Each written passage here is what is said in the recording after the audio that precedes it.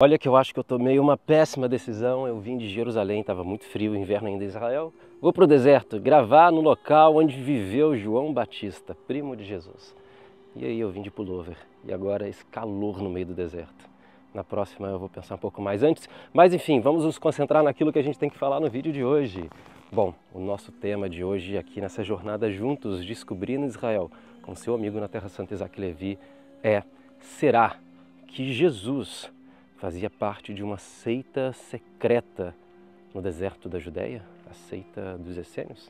Bom, vamos tentar desvendar esse mistério, porque sim, há muitas referências no texto bíblico de que pelo menos uma ligação muito estreita e especial Jesus tinha com o povo que vivia entre essas pedras. Bom, antes de começar, eu quero te convidar a se inscrever aqui no nosso canal Descobrindo Israel. Esse canal pode ser também um pouco seu.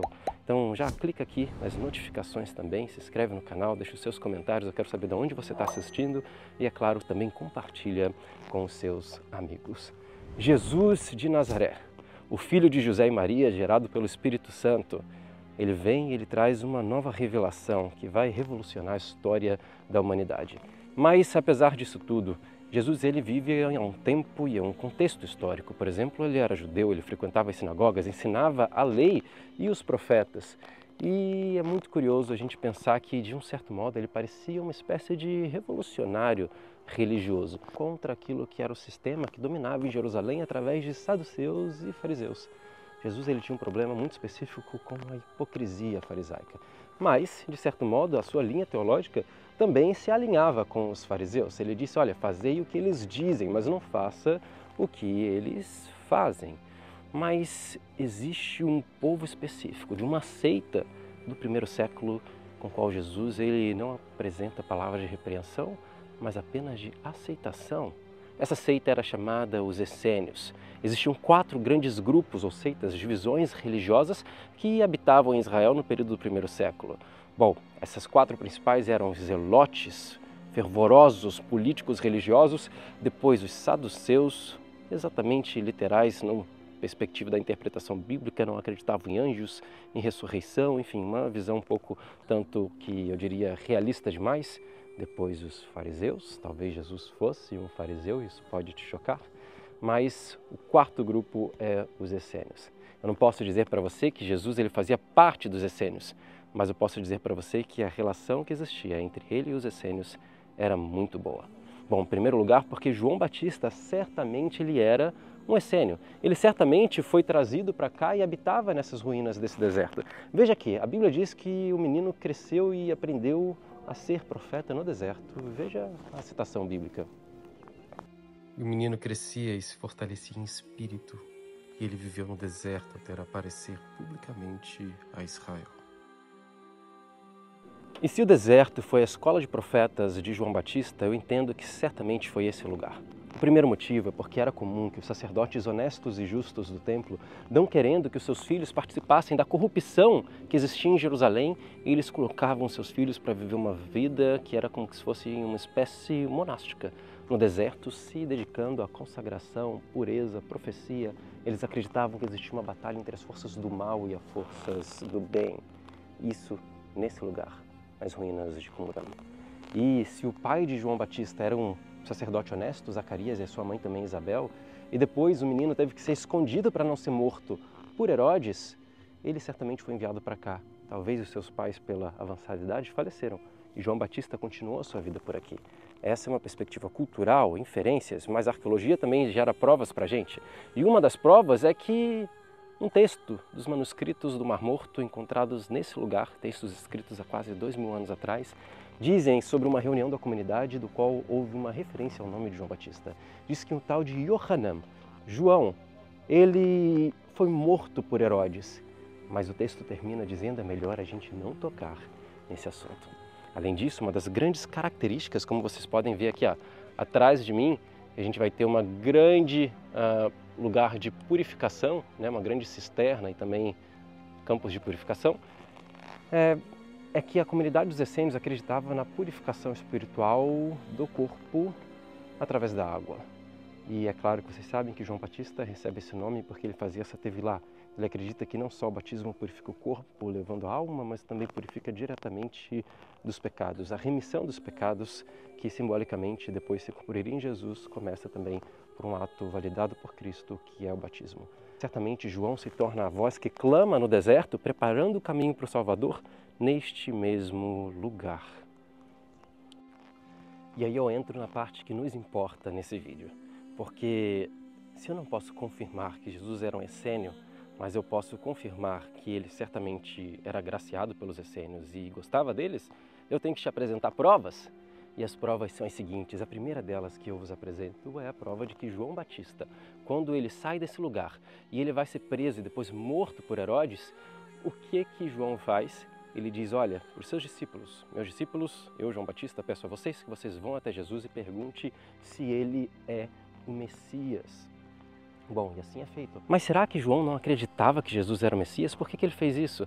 É claro que ele sabia que Jesus era o Messias. Ele dizia que vem um após mim, da qual eu não sou digno de atar a sandália dos seus pés. Ele vem, eu vos batizo com água, mas ele vos batizará com o Espírito Santo e com fogo.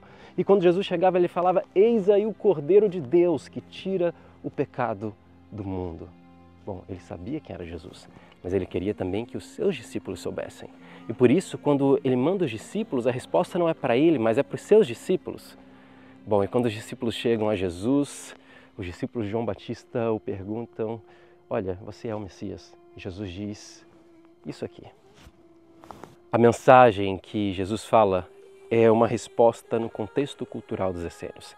As profecias locais dos essênios, a gente sabe isso porque foram encontrados os textos, diziam que o Messias, quando vier, vai fazer os cegos verem, os surdos ouvirem, os mudos falarem, os coxos andarem. Então Jesus responde a eles na linguagem que eles entenderiam. Eu sou o Messias. Além disso, há outras referências de que Jesus tinha um ótimo relacionamento com os essênios. E uma dessas referências é justamente a ceia de Páscoa. Veja que Jesus faz a ceia de Páscoa, o Seder de Pessah, que é a Páscoa judaica, um dia antes da ceia oficial. Porque o sacrifício estava sendo morto na sexta-feira, mas Jesus faz a ceia na quinta. Apenas um grupo fazia a ceia um dia antes, exatamente os essênios, em protesto à corrupção do Templo de Jerusalém. E é por isso que Jesus, quando ele vai chegar em Jerusalém, ele manda os discípulos à frente e diz, olha, vocês vão encontrar um homem com um cântaro na cabeça. Vão até ele e diga que o mestre precisa de um lugar para ceiar. Bom, os essênios, eles tinham a expectativa de que um dia o Messias chegaria, bateria na sua porta e falaria, eu sou o Messias e eu vim ceiar contigo.